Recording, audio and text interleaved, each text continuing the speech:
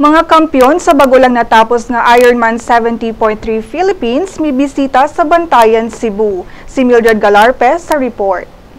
Padayon ang lingaw ug kalipay ang gihatag sa Ironman 70.3 Philippine Champs sa mga Sugbuanon kagahapon. 15 ka mga international triathletes, lakip ang champions nga sila si Brent McMahon ug Caroline Stefan ang mibisita sa Bantayan Island alang sa Ironman Foundation Rehabilitation. Ang Ironman Foundation nakakolekta og 3 million pesos alang sa pagtukod og 25 ka mga balay alang sa mga Yolanda survivors sa isla.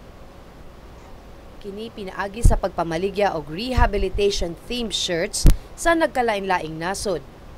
Isayaw, namintal og nakigbudol fight ang mga atleta.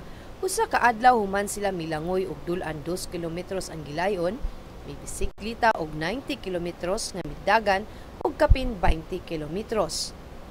Ang proyekto usa sa partnership sa Ironman Foundation ug Gawad Kalinga ug gitawag nila kining Ironman JK Village.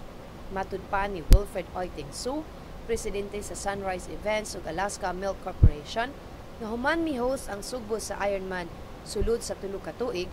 Ang proyekto mao ang ilang pasalamat sa suporta sa mga Sugbuanon. Mildred Galarpe alang sa Sunstar, Pilipinas.